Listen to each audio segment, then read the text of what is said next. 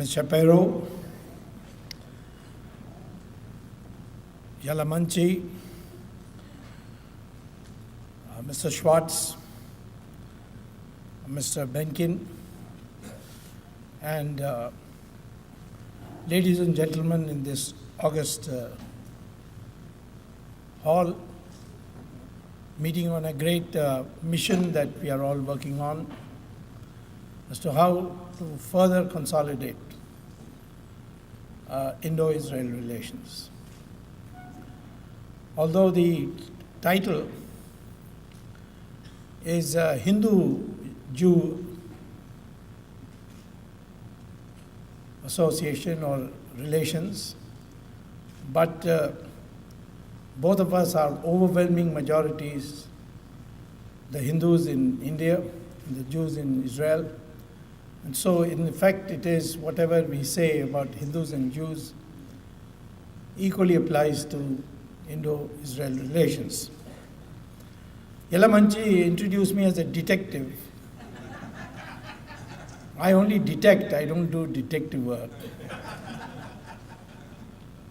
And it's been a great mission with me that India and Israel are made for each other, and therefore they should stay together. I was a graduate student for a PhD at Harvard in the early 60s, and I had many Israeli classmates.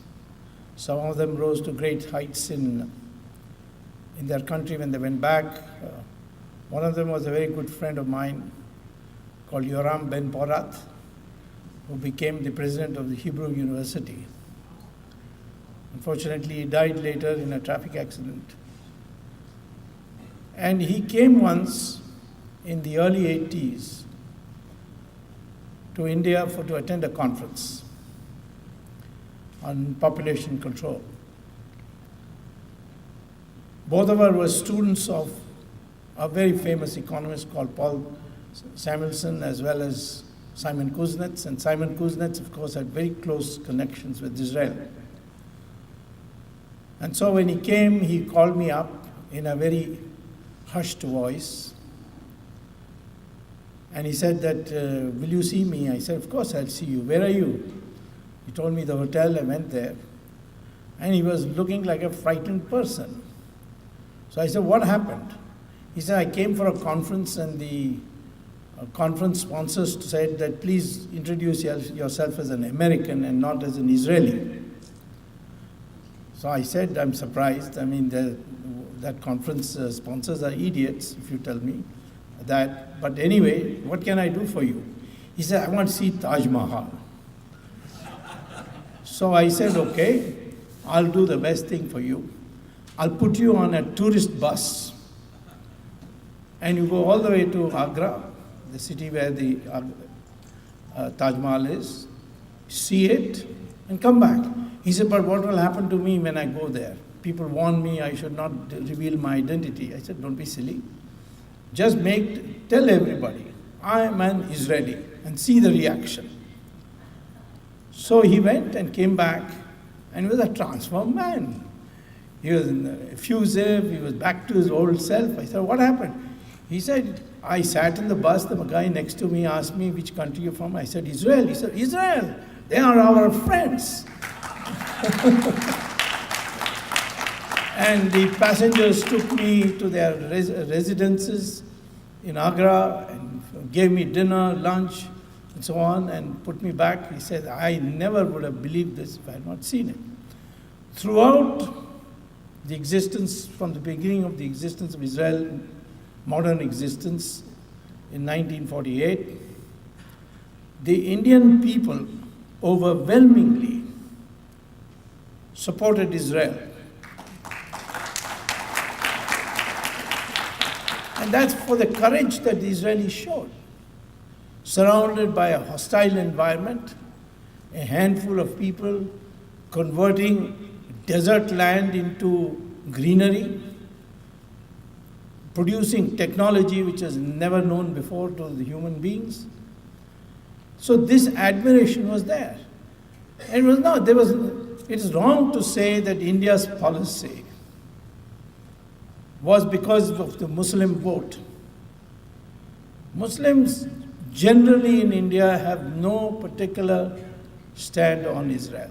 Yes, there are intellectuals, left-wing people particularly, amongst the Muslims who make it an issue. Some of them are financed from abroad for their studies. But I have met Muslims who have come to me saying, can you get me a visa? I want to go and see Al-Aqsa Mosque. And there are people who have never held this against me, that because I was advocating openly Israel.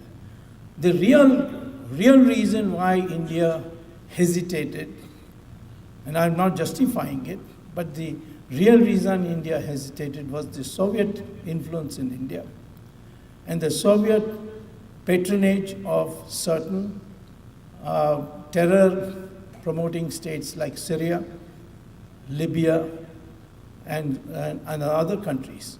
It's the Soviet Union which felt that Israel is a gateway to the United States. And if India improves its relations with Israel, then India has improved its relations with the United States at the expense of Soviet Union. And the whole transformation took place when Soviet Union ceased to exist. In 1990, it collapsed.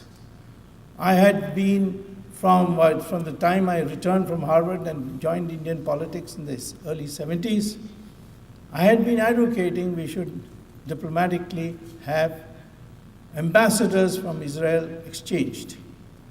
We had recognized Israel on 17 September 1950. And we had a consulate in Bombay. But we did not have an embassy in Delhi. So the only thing was to have that level. That too was promised, but then Jawaharlal Nehru became so close to the Soviet Union, so it became a factor. And that's why the delay took place. My first visit to Israel was in 1982, when Prime Minister Begin personally wrote me a letter inviting me to Israel. So in Parliament, Mrs. Gandhi read about it from the newspaper that the Israelis had invited me and I was going. So she personally appealed to me in the floor of Parliament that please don't go to Israel. I said, I'm not a member of your party that you should ask me this question. So she said, no, but the impression will be that you are going with my support. And there will be an impression spread by the enemies of India. I said, well, that's not a good enough reason. She said, well, there has been, this is all on the floor of Parliament. She says there has been a big massacre in Shatila in Lebanon, in which the Israelis were responsible, and this is the wrong time to go. I urge you once again. I said, I'm ready to agree to you if you can show me one country in the world where their massacre has not taken place. I'll go to that country. In fact, at that very time, there was a huge massacre which took place in Assam in India. And I pointed it out to her. And then, when finally I was about to leave, I got a call from her to have tea in her office. And she told me that I wish we could have had good relations with Israel. But I'm sorry, I've got these compulsions. And therefore I can't do it, but wish you a good visit. So this was the undercurrent in India throughout. In 1990 or 1989, the Israeli consulate decided to invite some Indian journalists to visit Israel. They're all prominent journalists from Delhi. But the visa had to be issued in Bombay. And these journalists didn't want to go to Bombay because it would mean expenses. So they didn't want to go. The Israeli consul, they wanted the Israeli consul to buy them the ticket. But Israeli consul obviously couldn't do it. So they asked me, what's the solution? I said, issue them in Delhi. He said, in Delhi, how can we issue it? We don't have an office. I said, you come to my residence in my drawing room, you set up an office and issue the visas. So the first Israeli flag hoisted in New Delhi was on top of my residence.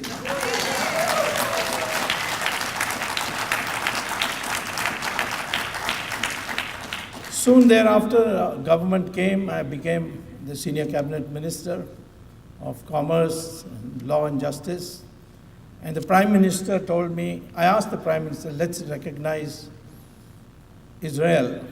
Let's have ambassadors exchange with Israel. So he said, you prepare a note and send it to me, and then we'll have a cabinet meeting and decide. But he said, before I do that, I want one promise from you. I said, what? He says, in my farm, I want an Israeli cow. I said, why? He said, I hear they give an average of 11,000 liters per year. An Indian cow only gives 200 liters per year on the average. So he said, I want an Israeli cow. I said, I can't promise that, but if you invite for dinner the Israeli consul from Bombay, I can get a commitment from him. So the first Israeli consul meeting the Prime Minister of India, Mr. Chandrasekhar at that time, was at my initiative, at his residence, where we all had dinner together and we decided that we will exchange ambassadors. But two developments delayed it. One was the Gulf War I, and then the subsequent fact that our government ran into trouble and it failed. And thereafter, elections were held, and Narasimha Rao, who brought economic reforms, really, he came to power. And he wanted me to join the government, but he had a condition that I would join his party. I said that I can't do, because I can never be in the Congress party. Because of the fact that Congress party had been thoroughly prepared and penetrated by the Soviet-influenced people. Mr. Benkin talked about the JNU. JNU used to be called as Kremlin on the Jamuna, you see.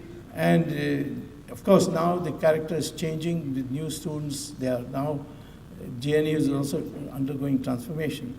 So Mr. Rao then created a special commission, gave me cabinet rank so I could attend.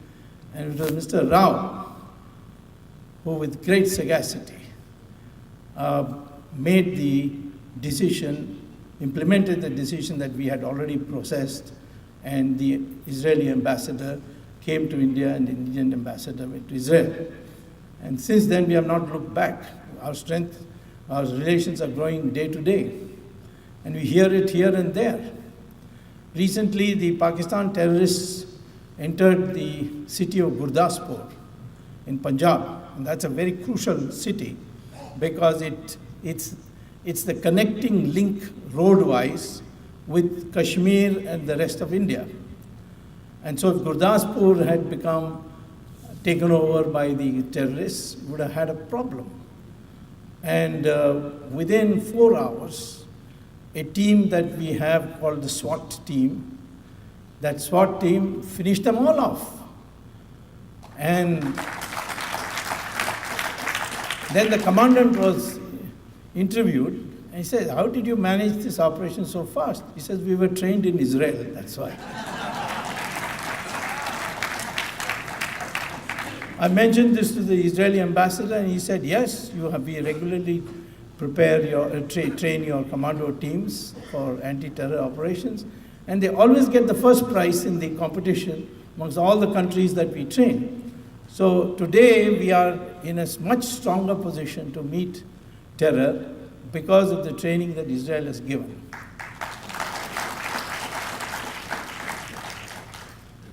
Israel and India has complementarities.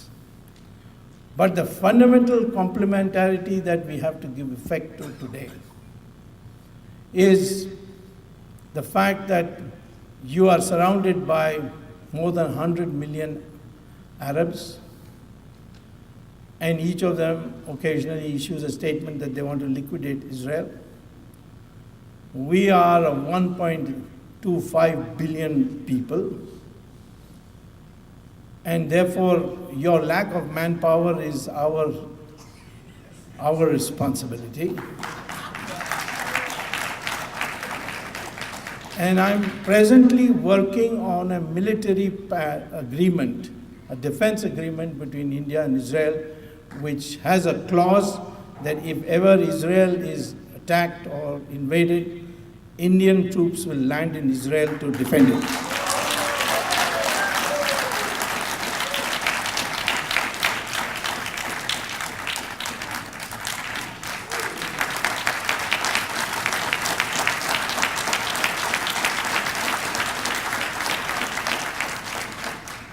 Now, of course, you see, some of the things besides the Israeli cow, which I saw in your country, in Israel, amazed me. You don't have rivers, but you have desalinated seawater, and you get water 24 hours a day. We have a peninsula kind of geography, so much water, seawater, and yet we have water shortage in our country.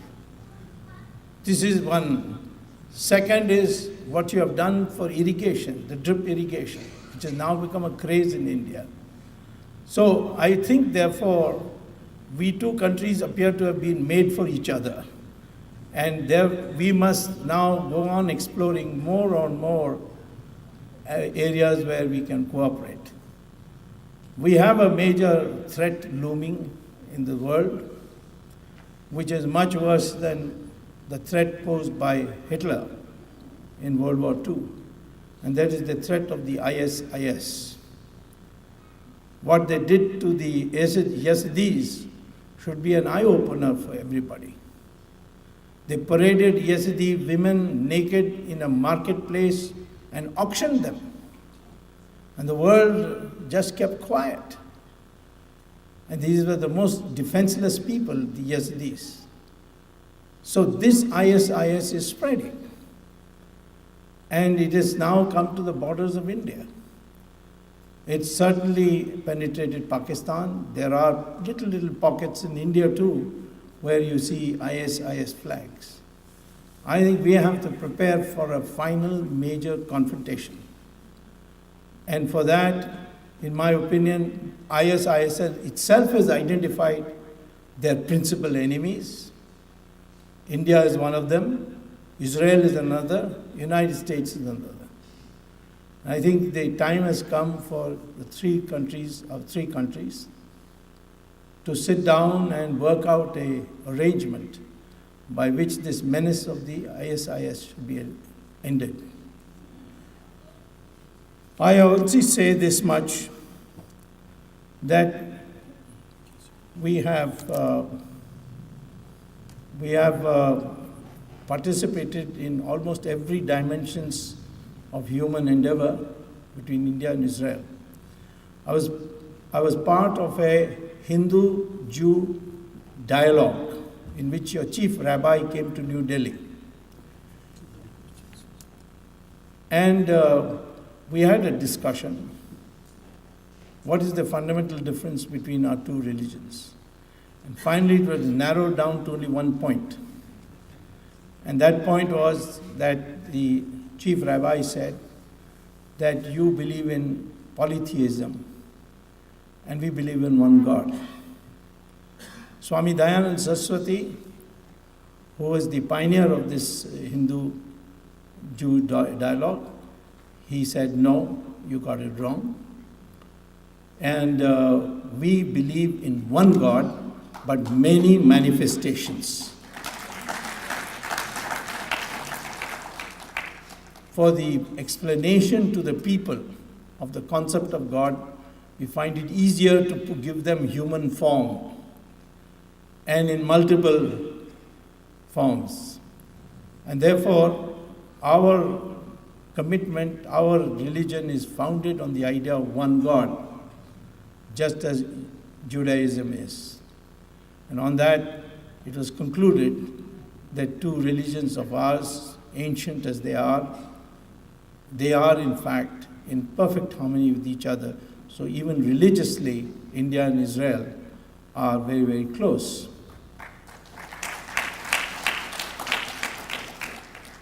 I would like to tell you that whenever it becomes necessary, the people spontaneously respond. When the new Indian government, that is Narendra Modi's government, had supported the UN resolution in favor of the Hamas, there was consternation in the country. I found out that it was an old brief of the foreign ministry that just went, and the new government didn't have time to revise it. The Prime Minister told me that, in fact, he was not even aware that such a vote would be taken, that it was very peripherally discussed, and then the action was taken. To demonstrate that this was an exception, my colleague, I don't know whether he's here, Jagdish Shetty, he had, based in Bombay, he called for a public meeting to condemn the vote and to say that it will never happen again. And that meeting broke all records of such meeting. And your consul who was there, now he's called Consul General, he came and he became so emotional. He said, never would I have expected a public meeting in the city of Bombay where you come to the support of Israel when your government has taken a different stand. That is the spontaneity you will see. And it's not because you are putting the Islamic terrorists in their place. That's not the main reason. People think that's the reason. That's not the reason. The reason is the admiration for the grit of the Israelis in dealing with a variety of enemies. And sometimes the Israeli ambassador gets embarrassed, but many times we go and congratulate him on an activity which he doesn't want to own up. For example, there was a Hamas leader in Dubai, and 4 people came from somewhere, entered the hotel, went to his room, cut him to pieces, put him in a bag and put him in a garbage can and left. And the allegation was that the Israelis had done it. And later on, there was a dinner party in which the Israeli ambassador was there, and everybody was going to him and congratulating him. Wonderful, wonderful. He said, I had nothing to do with it. Israel had nothing to do with it. Nobody was prepared to believe that there's any other country in the world which can carry out such precision operations except Israel. So they said, you must teach us how to do it. Because we too have problems of some terrorists who go around in hotels and stay in Dubai. And we would like to know how that can be done. Even today, nobody knows who did it. There's not a trace. And it was done in the heart of a 5-star hotel in Dubai. These are the reasons why the Indians have an innate admiration for Israel. It has not got to do with economic, yes, we are now in trade, we are your number 1 in some places, or we are now number 4 in your total global trade and so on. We have risen quite a bit. But those are, activities which are normal. But the fundamental is the emotional bond that is developed between the Hindus, or I would say Indians and the Israelis, and that bond is difficult to break. So we can only go forward and not even an inch backwards. The relationship between India and Israel, the relation between India and Israel is irreversible. And this is now to be taken as a given in international affairs. I have some questions being said to me. Let me see. Which has got to do with this Israel matter. No. One has got to do with Rahul Gandhi. I can't deal with that now. Another about Bihar elections, I can't deal with it. So I'll deal with that in another occasion. If you send me an email, I will reply to those questions. So therefore, I am extraordinarily, thank you.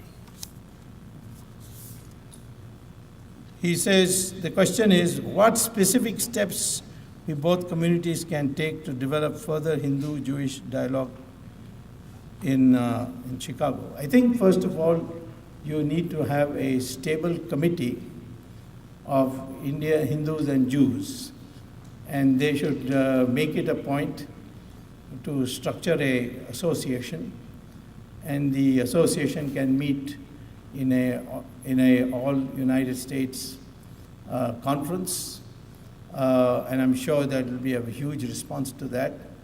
Should have study groups which should work on different aspects of collaboration. The government of India would be greatly benefited by position papers coming from such an association as to how we can further our collaboration. So I think, therefore, with this environment, I'm very happy that I was part of a process in which it ultimately led to fruition. Then I started, people said there's no hope. There were many people who said you are hurting your political career by taking this stand, but it turned out quite the opposite. And that is the underlying factor, that this is what the people of both countries want. We have no conflict of interest. We have a great deal of mutuality of interests, and therefore let us bond together and build a new alliance for the world. Thank you.